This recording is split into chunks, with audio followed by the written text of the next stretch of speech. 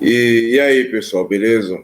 Eu não tenho saco nenhum para ouvir o Henry Bugalho, eu só reajo aos vídeos dele para pegar alguns inscritos que estão perdidos no canal dele lá, para transferir para mim, para monetizar meu canal, etc, etc, etc. Aí vamos ver aqui as paspalhadas que o Henry Bugalho vai pregar aqui.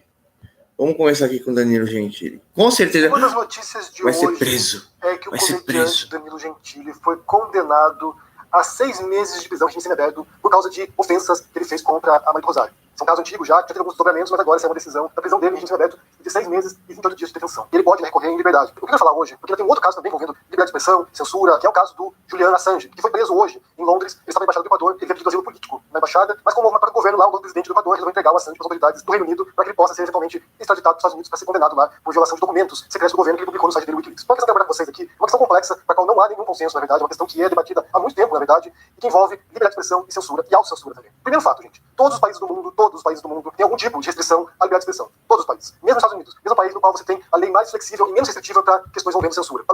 Ele quer justificar as questões. É o seguinte, eu fiz um vídeo aqui falando sobre o debate do Olavo de Carvalho. Os Estados Unidos é um país militarizado. Você pode fazer qualquer coisa, mas mexeu com os militares, você se ferrou lá. Né? É simples assim. Essa é a lógica.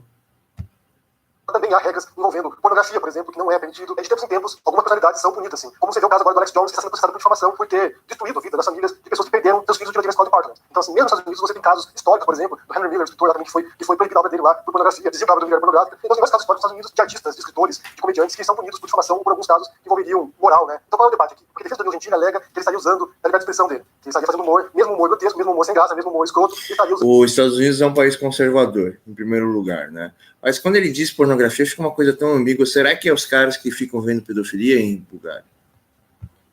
De humor para satirizar os políticos, as personalidades públicas. Ele já perdeu alguns processos anteriormente, então ele perdeu o processo que ele perde, perdeu o processo do Freixo, perdeu o processo de outras pessoas, então ele não é nenhum novato nesse caso aí, de ofender alguém, de difamar alguém publicamente, depois ele parar uma multa. Qual é o grande dilema dessa história? É o equilíbrio entre a liberdade que você tem de dizer o que você quiser e os limites da sociedade, os limites de convivência pública. A gente vive em sociedade, todos nós aqui, né? Vocês aí, eu aqui, todos nós vivemos em sociedade e a gente arca com... Tá muito camuflado esse vídeo, mas eu tenho certeza que ele quer esquerdar nesse vídeo. De viver nesse grupo. Então, idealmente, os nossos atos, nossa expressão visariam o bem comum da sociedade. E muitos entendem que a liberdade de expressão faz parte desse bem comum, de você poder dizer as coisas que você acha que são necessárias para que a sociedade prospere. Então, se ele for dizer as coisas, faz parte dessa construção social normativa de um mundo melhor.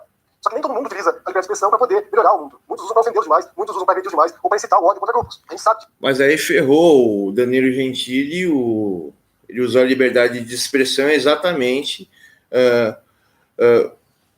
por causa de querer um mundo melhor, né? Porque ele disse que os políticos eles não podem desrespeitar as pessoas, passar por cima delas, impor o seu poder sobre nós. Isso é uma verdade. Os políticos estão para servir a população. Quem não sabe servir, não sabe mandar. Isso é um texto bíblico até. A gente vê isso diariamente na internet. Pessoas que utilizam essa liberdade de expressão para destruir outras pessoas. Além da liberdade de expressão... A questão em si não é a liberdade de expressão, mas como ele utilizou a liberdade de expressão. Ele poderia ter passado a mesma mensagem, mas não da forma da internet. Mas a condenação dele, na minha opinião, eu não acho que é cabível. Na imprensa, por exemplo, você tem outros direitos também que são direitos essenciais, considerados como direitos essenciais, como direito à privacidade, como direito à honra, que são igualmente importantes numa sociedade. Uma liberdade não anula a outra. Você pode dizer as coisas que você quer dizer, não anula o direito da outra pessoa, a dignidade, a honra dela. Que alguém se sinta ofendida por mensagens do Gentili, por exemplo, e processa o Gentili e ganha por causa disso, não é uma restrição da liberdade de expressão. É respeitar o direito de honra de uma pessoa, no caso do Rosário. E quando as pessoas entenderem que o direito de expressão também tem seus limites, não te explicar para essa pessoa, você tem o direito de ser escroto, mas você nem pode pagar por isso. Inclusive, você vê pelo mundo, é que diferentes períodos históricos, diferentes países, lidam de maneira particular com a liberdade e com a censura. Então, momentos da história, por exemplo, em guerras civis, ou em momentos de conflito, no qual a situação é muito delicada, mas ele está defendendo a Maria do Rosário. Para mim, isso daqui já é o suficiente. Vamos ver o próximo vídeo dele. O que eu quero fazer hoje é analisar alguns pontos que foram abordados na entrevista do Pedro Bial com o Olavo de Carvalho, que foi ao ar ontem. Uma insegurança total que esse homem sente. O que eu quero fazer hoje é analisar alguns pontos que foram abordados na entrevista do Pedro Bial com o Olavo de Carvalho, que foi ao ar ontem. Então, o Pedro Bial foi na casa do Olavo, lá na Virgínia, e abordou alguns... Pelo menos ele não xingou no outro vídeo. Legal. temas ali, mas eu quero primeiro falar sobre a introdução, né? Quando o Bial apresenta o Olavo de Carvalho e diz ali que ele tem orgulho de ter sido a primeira pessoa a entrevistar o Olavo de Carvalho na televisão. No livro do Carl Sagan, O Mundo Sondado pelos Demônios, o Sagan ele fala que a mídia tradicional, a imprensa, a televisão, ela é, em grande parte, muito responsável pela criação, pela disseminação e pela perpetuação de certas teorias conspiratórias de certas figuras que jamais deveriam ter visibilidade. Que o Olavo de Carvalho tem E começou, meu Deus, ofender. Então, Henri Bugalho, você queria ter um lugar na televisão, né? Por que você não quer que o Olavo de Carvalho tenha? Esse espaço que ele conquistou ao longo desses anos, não foi tanto por mérito próprio dele, que é uma das sandices dele, outras pessoas propagam por aí também, mas porque foram feitas concessões para ele. Então, assim, você vê a trajetória dele como jornalista, por exemplo, que ele publicou como colunista no Jornal Globo na época, em vários jornais por aí. Então, assim, foram abertos espaços para que ele pudesse propagar essas maluquices. Como o Ursal, por exemplo, que ele publicou num jornal, de que haveria uma conspiração na América Latina para a integração dos países e a criação de um bloco socialista na América Latina. Então, assim, isso não existe. Então, os países da América do Sul são todos de esquerda, né? Mas os caras sentem tanta vergonha de falar que são de esquerda que falam que não existe nada disso, que tudo é teoria da conspiração. Meu, é uma pregação de loucura, cara, é uma pregação de loucura. Mas vamos sair daqui, né? Ele já começou a ofender e eu já não tô com vontade de ver os vídeos dele. Vamos aqui, o governo brasileiro tem um novo ministro da Educação, que é o Abraham Weintraub, e como vocês sabem, a situação lá no MEC está complicada. Eu vou deixar vocês na capital, no qual explica. Por exemplo, o Henri Bugalho, ele não consegue controlar a ansiedade e o nervoso dele. Voltando aqui ao assunto aqui, o cara foi me atacar, a adrenalina subiu. Eu falei, mas é que a adrenalina para eu poder pegar o cara, né? Isso daqui me transformou, em vez de eu sentir todo o ódio para ir pegar a pessoa, eu senti a adrenalina, que é muito mais forte do que o ódio, né? Então, o que eu poderia fazer? Eu poderia pegar o cara, mas o cara é leve, né? O cara deve pesar uns 60 quilos, 50 quilos. Eu poderia pegar o cara, jogar o cara. Eu poderia pegar a moto dele, igual no filme, né? Pegar a moto dele por baixo, eu ia queimar minha mão, né? Por causa do escapamento. Mas pegar a moto dele, levantar e girar ela no ar. Eu já sou extremamente forte. E o coração meu mudou o batimento. A adrenalina começou a comer. Meu, eu ia fazer um estrago ontem, eu ia fazer um estrago com o cara. Porém, a minha adrenalina existe todo um sentido, uma construção, uma direção, um objetivo. E é o quê?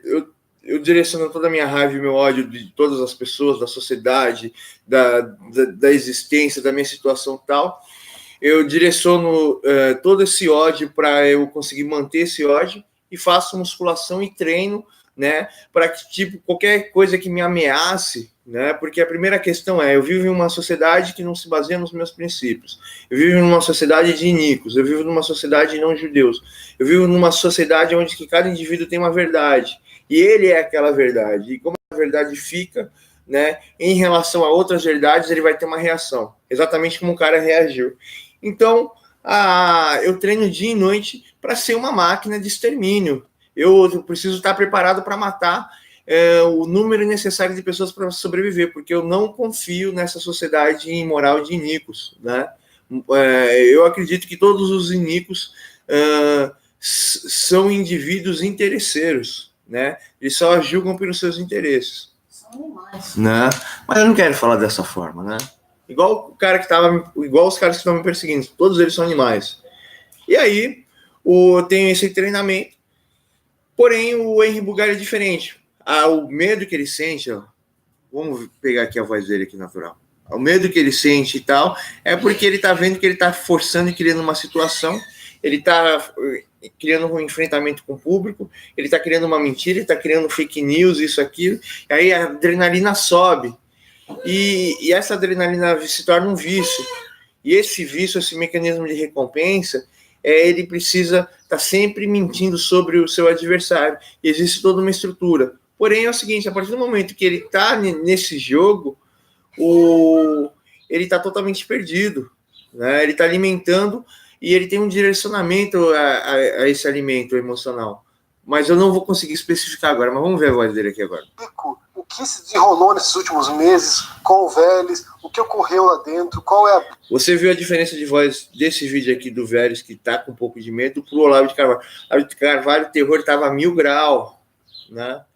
Então, isso acaba criando um individualismo onde ele está sendo perseguido, porque ele não consegue acertar as coisas, ele é de esquerda, né?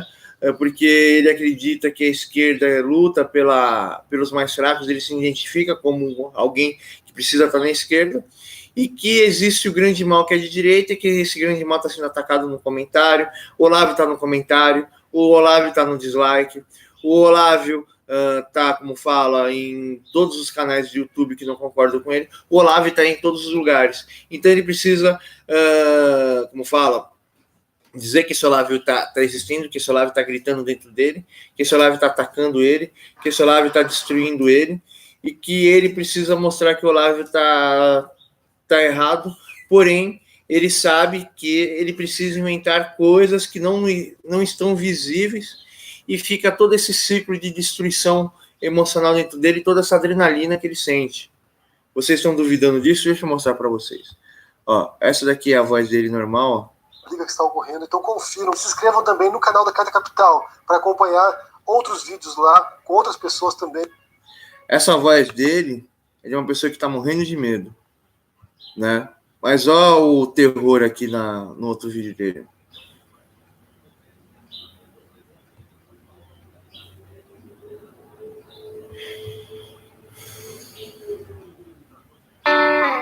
Opa, tudo bem? Você sabe como é que pronuncia corretamente esta palavra aqui? Eu sei que esse inglês? vídeo vai Talvez soar com bastante essa palavra, mudado, talvez a vida né? toda você falou iron. Você que chegou agora aqui no canal, o Bial que acompanha há muito tempo. Mas eu quero dizer uma coisa para vocês. Ninguém chega ao topo de uma montanha pelo topo.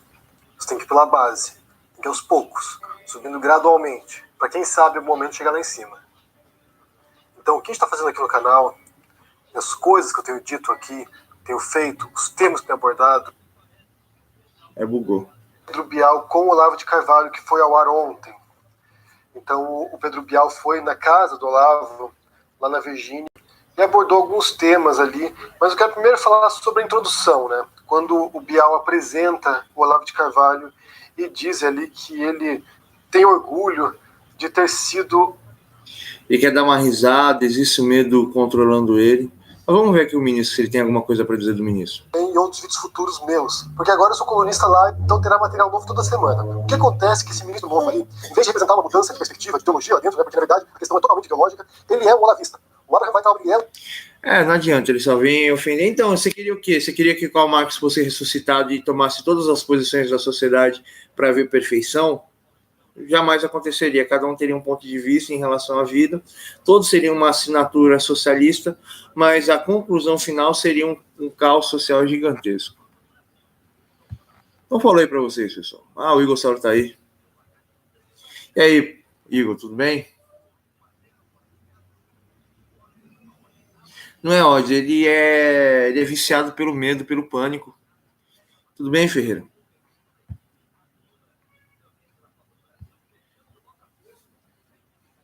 Eu vi, eu fiz a... Tá subindo aqui. Olha o vídeo. Eu achei a entrevista muito mal feita, o Bial não soube perguntar, o Olavo, ele deu umas tiradas na entrevista, foi legal, foi até legal, mas a entrevista teve muito lixo, e dentro do lixo teve alguns apontamentos, mas eu fiquei chateado, eu não vi o Olavo de Carvalho se aprofundar nas questões, como me aprofunda aqui.